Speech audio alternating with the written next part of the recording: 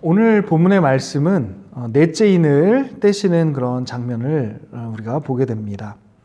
우리 본문의 말씀을 한번 다시 보고 말씀을 나누겠습니다. 7절, 8절 말씀인데요. 넷째 인을 떼실 때에 내가 넷째 생물의 음성을 들으니 말하되 오라 하기로 내가 봄에 청황색 말이 나오는데 그 탄 자의 이름은 사망이니 음부가 그 뒤를 따르더라. 그들이 땅 4분의 1의 권세를 얻어 검과 흉령과 사망과 땅의 짐승들로서 죽이더라. 오늘 본문은 이 넷째 인의 재앙에 해당하는 그런 말은 청황색이라고 말씀하고 있습니다. 청황색 그러면 얼핏 생각하면 잘 와닿지가 않죠. 우리가 실예에서 찾아보게 되면 우리가 어디 부딪혔을 때 이렇게 멍이 든다고 하잖아요. 그 멍 색깔이 어떻죠? 약간 초록색을 띠기도 하고 약간 어두운 그런 초록색을 띠게 되는데 바로 그 색깔이 청황색입니다. 죽음의 색이라고 이야기를 하게 되는데요. 우리가 살아있는 사람의 이 피부를 보면 이렇게 선홍빛, 이렇게 분홍빛이 이렇게 돌지만 임종이 가까울수록 창백해지고 또 이제 죽음이 진행이 되게 되면 이제 청황색으로 이렇게 변하는 것을 우리가 보게 되죠. 여기서 본문에서 말하고 있는 이 사망의 의미, 이것을 성경학자들은 이렇게 전염병으로 해석하기도 합니다. 그래서 그 근거를 이제 누가복음과 에스겔서에서 두고 있는데, 먼저 이 누가복음 21장 10절에서 11절 말씀을 보면 또 이르시되 민족이 민족을 나라가 나라를 대적하여 일어나겠고 곳곳에 큰 지진과 기근과 전염병이 있겠고 또 무서운 일과 하늘로부터 큰 징조들이 있으리라.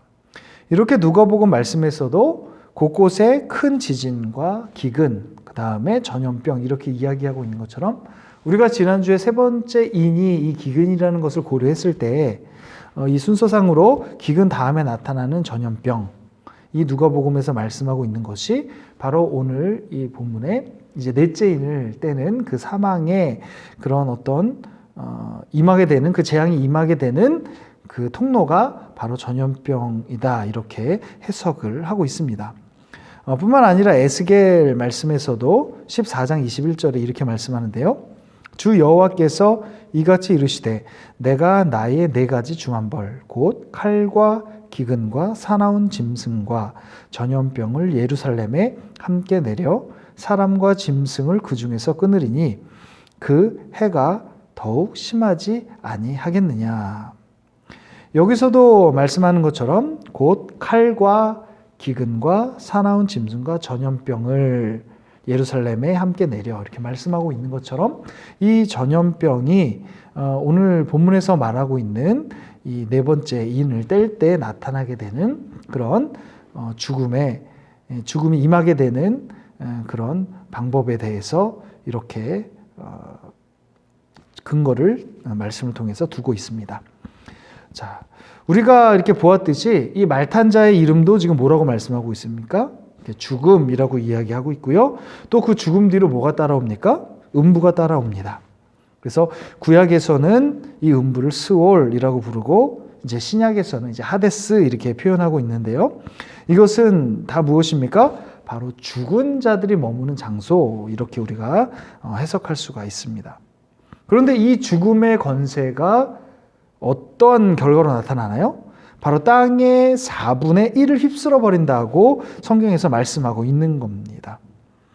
그래서 이 넷째 인의 재앙으로 이제 4분의 1이 죽는다는 것을 우리가 의미한다고 생각할 수 있는데, 이제 정통적인 성경 해석학으로는 이것이 어떤 4번째 그 전염병으로 인해서 4분의 1이 다 죽는 것을 의미하는 것이 아니라 이 첫째 인부터 이 넷째 인까지 한마디로 모든 그런 여러 가지 그런 환란의 온갖 재앙의 결과를 이 4분의 1의 죽음으로 표현하고 있다, 이렇게 해석을 하고 있습니다.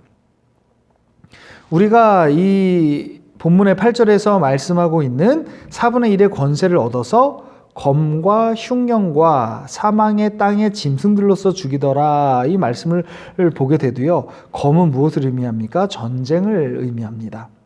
그리고 흉년은 뭡니까? 바로 기근이죠. 그리고 사망은 아까 말씀드렸던 것처럼 온역, 전염병을 의미합니다. 그리고 짐승들로서의 죽음은 무엇을 의미하냐면 에스겔서 이제 5장 17절에 잘 나타나고 있는데요. 내가 기근과 사나운 짐승을 너희에게 보내 외롭게 하고 너희 가운데 전염병과 사륙이 일어나게 하고 또 칼이 너희에게 임하게 하리라. 나 여호와의 말이니라. 이렇게 에스겔서 5장 17절에 말씀하고 있는 것처럼 이 사나운 짐승을 너희에게 보내겠다. 그리고 또 전염병과 사륙이 일어나게 하겠다. 이것은 이 사나운 짐승이 무엇을 의미하는지 우리가 추측해 볼 수 있도록 합니다. 그것은 뭡니까? 바로 사단의 세력, 그리고 이 땅 가운데 공중권세 잡은 자들, 그 권력을 가진 자들의 핍박, 이것을 우리가 의미할 수 있겠죠. 구약 같은 경우에는 그런 바벨론이라든가 그런 이스라엘을 점령했던 그런 나라들을 의미하기도 합니다. 사단의 어떤 도구가 되어버린 개인에서부터 이 나라에 이르는 바로 이 땅 가운데 공중권세 잡은 자들과 그들의 모든 따르는 하수인들 그리고 죄인들을 포함하는 그런 표현이죠. 자, 이렇게 전쟁으로 흉년이 닥칠 뿐 아니라 어떤 죽음이 온 땅을 휩쓸고 또 땅의 짐승들이 여기에 가세를 하게 됐지요. 만약 이 땅에 있는 이 인간의 4분의 1이 죽는다면 그 숫자가 얼마나 되겠습니까? 어림잡아도 17억 이상의 인구가 될 것입니다. 정말 그야말로 생지옥이지요. 이렇게 우리가 넷째인을 떼는 그런 사건들을 우리가 쭉 함께 보면서 심판들을 보게 되면 참 마음이 편치가 않습니다. 그리고 이 심판이 단순히 앞으로 우리가 겪게 될 그런 심판만을 의미하는 것이 아니라 사실 지금도 이 현재 가운데서 우리가 겪고 있는 그런 심판이기도 하지요. 이렇게 이러한 말세의 심판들은 타락한 어떤 인류 역사를 통해서 계속되고 있는 그런 현실임이 분명합니다. 지금도 사실은 인류의 4분의 1이 급빈 상태에 있고요. 또 제대로 먹지 못해서 죽어가고 있습니다. 또 우리 인류는 수많은 그런 질병의 문제를 여전히 해결하지 못하고 있죠. 코로나19도 마찬가지죠. 우리가 치료약을 지금 전 세계에서 열심히 개발은 하고 있지만 우리가 매스컴을 통해서 봤듯이 이 코로나19 이 바이러스가 어떤 한 가지 패턴, 한 가지 종류에 머물러 있는 것이 아니라 사람과 사람 사이를 전염을 하면서 어떤 그런 패턴들이 바뀌어가면서 이 코로나19의 형태가 변형되면서 아마 그러한 이유로 치료제를 아마 개발하는 것이 참 쉽지 않고 또 치료제를 개발했다고 하더라도 그런 모든 코로나19 바이러스에 대응을 하는 것이 참 쉽지 않은 그런 현실임을 보게 됩니다. 그렇습니다. 뭐 한 가지 불치병을 극복했다고 해서 그것이 끝이 아니죠. 다른 질병과 또 무서운 그런 질병들이 또 우리 앞에 그렇게 닥쳐 오고 그렇게 생겨나고 있는 것을 보게 됩니다. 늘 신약의 어떤 개발 속도보다는 새로운 질병의 발병 속도가 더 빠르죠. 그것을 앞지릅니다. 하나님께서 하나님의 그 은혜의 유예를 통해서 이러한 전염병이나 어떤 이런 것들을 창궐하는 것을 억제하고 계시지만 우리 인간의 죄성은 사실은 언제 어느 때 이 모든 것들을 한순간에 불러일으킬지 모릅니다. 그뿐만이 아니죠. 우리 인류를 멸망시킬 만한 그런 위협의 요소가 얼마나 주위에 많이 세계 도처에 있습니까? 핵무기도 마찬가지고요. 뭐 생화학무기나 이런 것들이 사실은 언제나 우리 주위에 위협이 되고 있습니다. 우리 인간의 욕망이 부딪히는 그 순간 하나님의 그 은혜로 유예되고 또 억제되고 있었던 그런 분쟁의 위협들이 더 이상 위협이 아니라 대량 학살의 그런 재앙으로 언제든지 우리 앞에 닥칠 수 있는 지금의 문제임을 우리는 기억해야 합니다. 우리가 이렇게 넷째인이 떼어지는 장면들까지 우리가 이렇게 보면서 우리가 앞으로 겪을 수 있는 또 현재 겪고 있는 또 앞으로 겪게 될 수 있는 그러한 재앙들 앞에서 우리는 이 인류가 맞게 될 마지막 때의 이 재앙의 메시지를 지금은 어떻게 우리가 지금을 살아야 하는가에 대한 그런 지혜의 말씀으로 우리가 받아야 할 줄 믿습니다. 이 말씀은 절망의 말씀이 아니지요. 우리에게 이 두렵게 느껴지는 이 너무나 무서운 말씀들이 우리로 하여금 소망을 꺾는 말씀이 아니라 오히려 우리를 절망 가운데 빠뜨리는 말씀이 아니라 분명히 우리에게 소망의 말씀으로 주신 것을 우리는 믿습니다. 또한 주님께서 우리에게 주시는 그 말씀은 무엇입니까? 진리의 말씀 아닙니까? 주님이 우리에게 주신 말씀은 어떤 말씀입니까? 생명의 말씀 아닙니까? 우리가 그것을 분명히 확신한다고 한다면 그 메시지 속에 담겨있는 그 주님의 마음까지도 우리가 볼 수 있다고 한다면 우리가 그 말씀 앞에서 이 마지막 때를 살아가는 우리 믿음의 사람들의 삶이 무엇인지를 우리는 분명히 배울 수가 있습니다. 그렇다고 한다면 우리가 앞서 본 이 넷째 인까지 떼시는 그런 여러 가지 모습들을 우리가 보면서 임하게 된 그런 재앙들 앞에서 우리는 여러 가지 공통점들을 바라볼 수 있고요. 그리고 그 가운데서 우리가 어떻게 믿음으로 살아가야 될지, 지금을 어떻게 살아가야 될지를 우리는 배울 수가 있습니다. 그 재앙들의 공통점은 무엇입니까? 그 재앙을 만났을 때 많은 사람들이 반응하게 되는, 심지어는 주님을 믿는 그리고 복음을 소유한, 진리를 소유한 그런 그리스도인들조차도 쉽게 반응하게 되는 그런 태도, 그것은 바로 의심입니다. 바로 진리를 의심하는 거지요. 하나님이 정말 살아계시다고 한다면 어떻게 이런 일이 일어날 수 있을까? 하나님의 사랑을 의심합니다. 성경 곳곳에서 하나님은 사랑이시라고 그렇게 표현하고 계신데 눈앞에 펼쳐지는 이런 재앙들 또는 우리가 앞으로 맞게 될 그런 재앙들의 모습을 우리가 상상하게 된다고 한다면 그 안에서 하나님의 사랑을 발견하는 것이 결코 쉽지가 않죠. 그것은 무엇입니까? 우리의 이해의 한계 때문에 그렇습니다. 우리는 도저히 그것을 이해할 수 없습니다. 하나님이 하시는 일들을 이해하는 것이 우리의 한계점에 부딪히게 됩니다. 그럼 어떤 결과로 나타납니까? 결국은 그 진리가 무너지게 됩니다. 우리 스스로 그 진리를 무너뜨리게 됩니다. 그 진리를 믿지 못하게 되는 겁니다. 진리에서 벗어나게 되는 겁니다. 사실은 이러한 우리가 말세의 재앙들이 개인적으로 맞게 되는 고난과 다른 점이 바로 이런 거예요.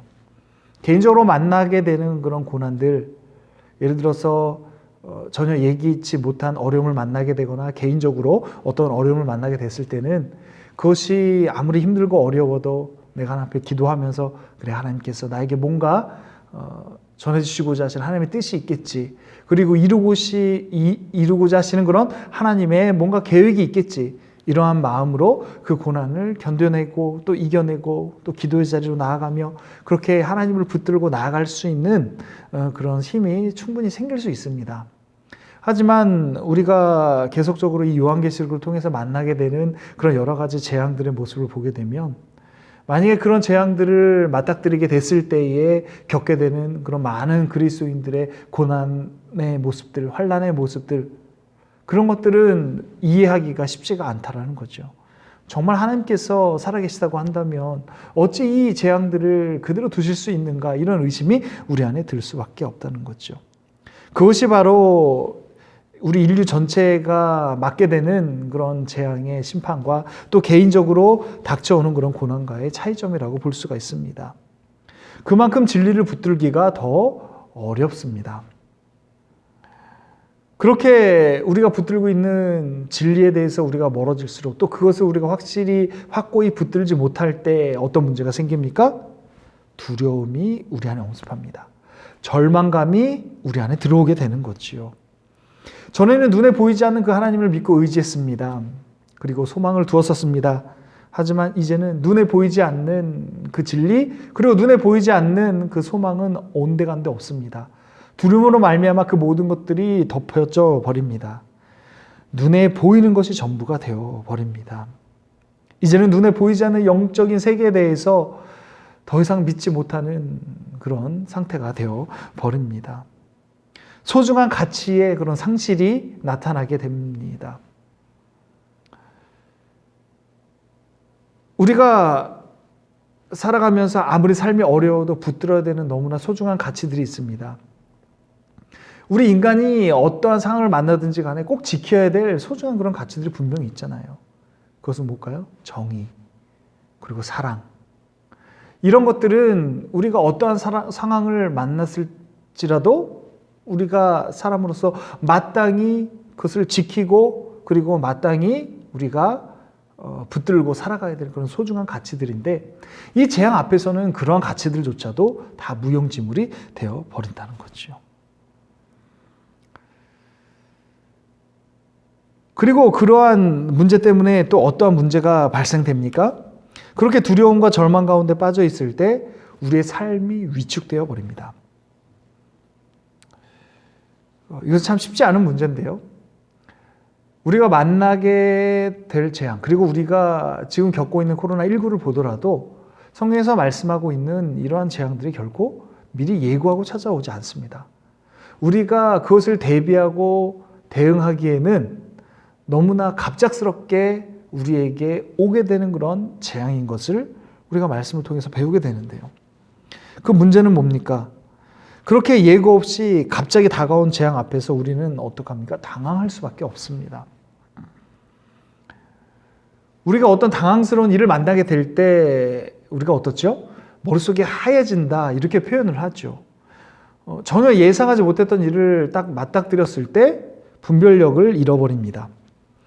뭐 예를 들어서 우리가 매스컴에서 여러 가지 교통사고나 이제 이런 것들을 우리가 보게 될 때 처음에는 가벼운 사고였는데 그것이 사고가 일어났을 때 브레이크를 밟아야 되는데 악셀레이터를 밟는 그런 실수를 범함으로 말미암아 더 큰 사고로 이어지는 것들을 간혹 뉴스에서 보게 되죠. 왜 그런 일들이 벌어집니까? 운전을 하다가 전혀 예상하지 못했던 어떤 충격이나 어떤 그런 환경적인 그런 변화 때문에 나도 모르게 그렇게 무의식적으로 당황을 해서 나타나게 되는 반응인 거죠. 그렇습니다. 우리가 맞게 되는 그런 재앙은요, 충분히 우리를 당황스럽게 할 만한 재앙이라는 거예요. 그만큼 우리가 믿음으로 대비하지 않는다고 한다면 우리는 그 당황함 속에서 믿음의 선택을 하는 일들이 결코 쉽지 않은 그런 앞으로의 삶의 모습이 될 수 있다는 것입니다. 하지만 우리에게는 분명한 대안이 있습니다. 바로 그 대안을 우리에게 주시기 위해서 이 말씀을 우리에게 주신 줄 믿습니다.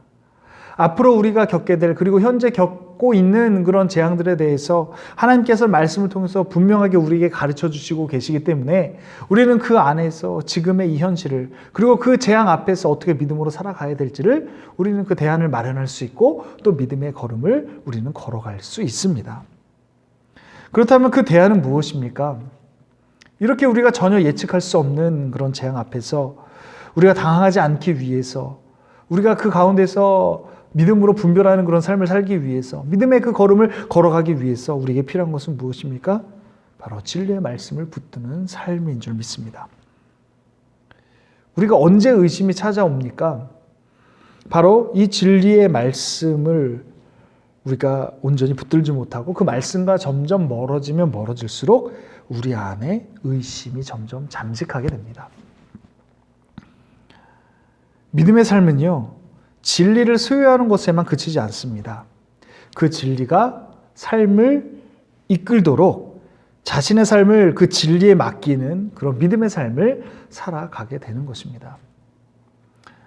우리 많은 그리스도인들이 예수에 대해서 알고 있습니다. 성경에 대해서 알고 있습니다. 하나님께서 주시는 그런 말씀들이 어떤 말씀인지 많이 들었습니다.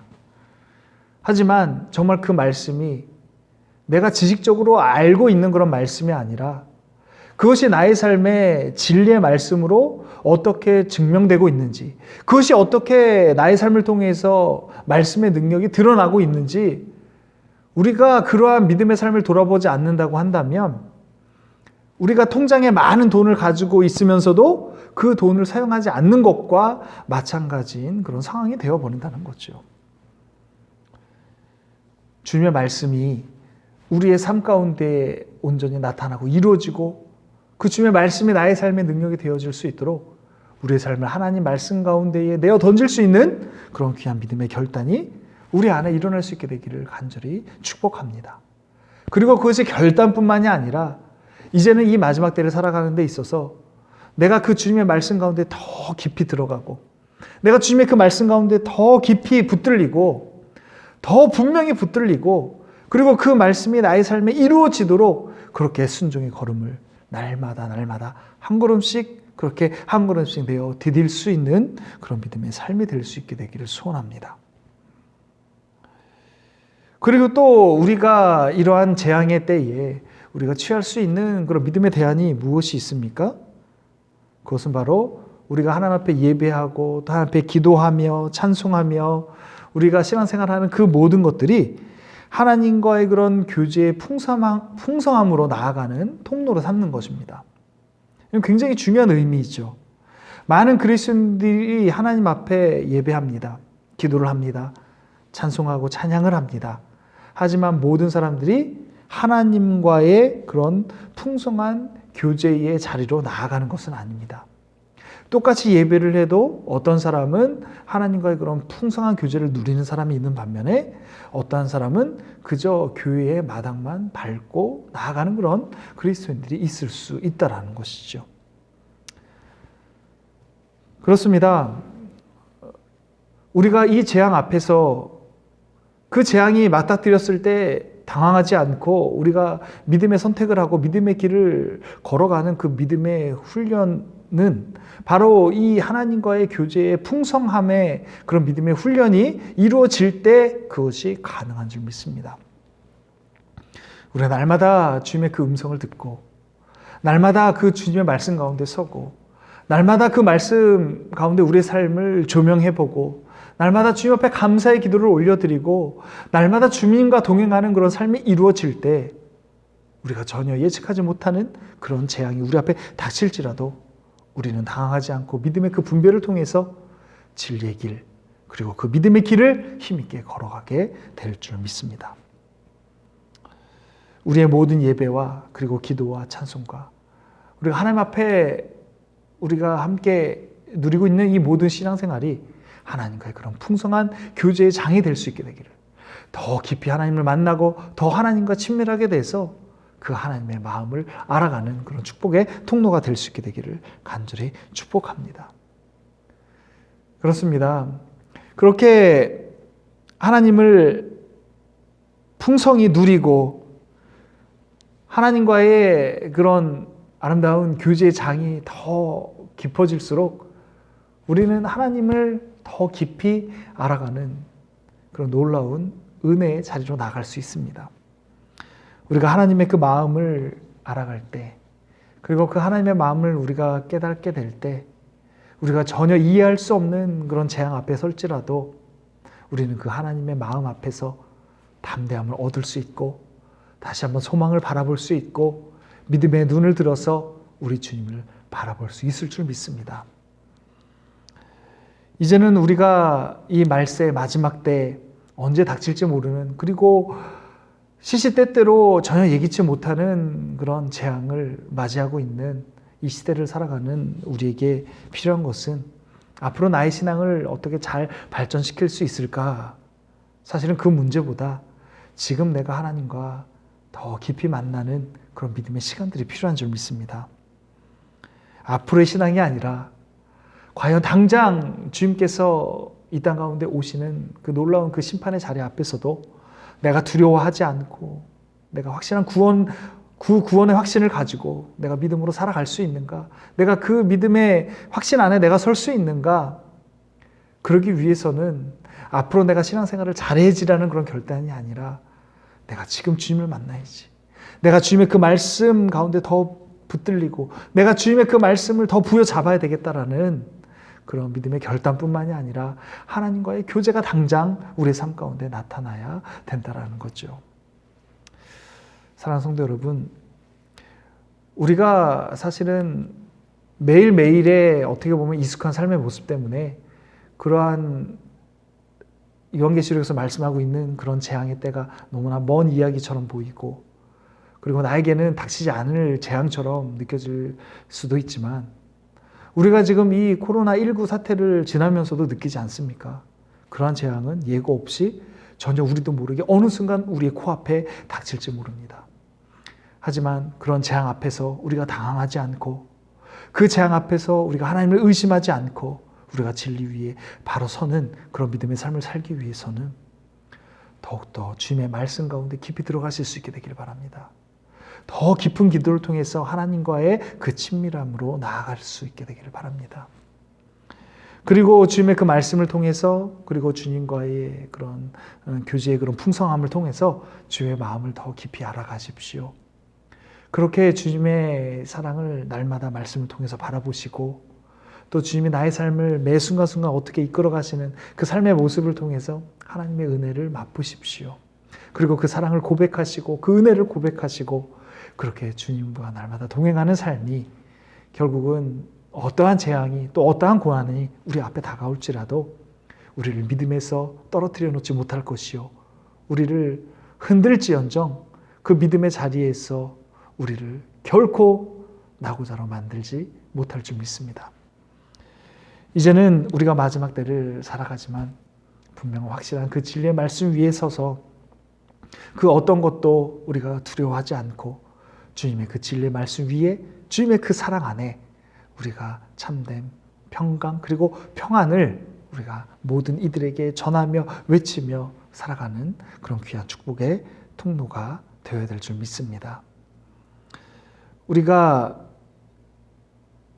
어떠한 상황 가운데서도 주님의 소망을 잃지 않는 그런 주님의 참된 소망의 일꾼들, 그리고 주님의 그 소망을 전하는, 주님의 그 생명을 전하는, 그 진리를 전할 수 있는 그런 복된 삶이 될 수 있는 우리 모두가 될 수 있게 되기를 간절히 축원합니다.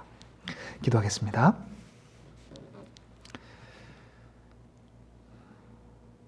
사랑의 하나님, 우리는 한 치 앞도 내다볼 수 없는 그런 예측 불허의 위협으로부터 살아가고 있습니다. 하지만 우리에게 주신 진리의 말씀이 있습니다. 그리고 주님이 함께 하신다는 그런 놀라운 그 약속의 말씀이 있습니다. 성령님께서 지금 우리와 함께하고 계십니다. 우리가 어떠한 재앙을 만나든지 간에 그 재앙이 우리의 소망을 무너뜨리지 않도록, 그 진리를 의심하지 않도록, 그렇게 하나님으로부터 떨어뜨리는 것이 아니라 오히려 하나님의 그 풍성한 깊은 교제장으로 우리를 이끄는 그런 하나님의 훈련의 연단의 메시지로 우리가 받아 누릴 수 있도록 주님, 우리 안에 지혜를 허락하여 주시옵소서. 우리가 그 재앙 앞에서 두려워하지 않도록 하여 주시고, 오히려 주님의 그 진리의 말씀 가운데 바로 서게 하시고, 또 그런 우리의 믿음의 삶을 통해서 주위에 있는 많은 이들이 살아계신 그 하나님을 바라보게 하시고, 소망의 말씀을 바라보게 하시고, 그 주님의 사랑을 의지할 수 있는 그런 귀한 축복의 통로의 삶으로 우리를 이끌어 주시옵소서. 이 계시록의 말씀이 우리를 마지막 때를 더욱더 소망으로 살게 하는 희망의 메시지가 되는 줄 믿습니다. 우리가 이 안에서 주님의 그 마음을 발견하게 하시고, 주님의 그 뜻을 발견하게 하시고, 믿음의 삶이 어떠한 삶인지를 다시 고민하게 하시고, 그렇게 진리의 삶으로 우리의 삶을 이끄시는 놀라우신 하나님의 그 은혜를 맛보는 그런 귀한 축복의 말씀으로 우리의 삶 가운데 아름답게 누릴 수 있도록 주님 축복하여 주시옵소서. 이제 남은 한 주간도 주님과 동행하는 믿음의 삶 되기를 원합니다. 그렇게 주님과 함께하는 믿음의 삶이 우리가 어떠한 고난을 만나든지 간에 그것을 믿음으로 돌파할 수 있는 놀라운 능력이 되는 줄 믿습니다. 우리 모두가 다 믿음의 사람 되게 하시고, 그런 주님과 동행하는 그런 귀한 축복의 삶이 아름답게 나타날 수 있도록 주님 함께하여 주시옵소서. 사랑이 많으신 예수님의 이름으로 간절히 기도합니다. 아멘.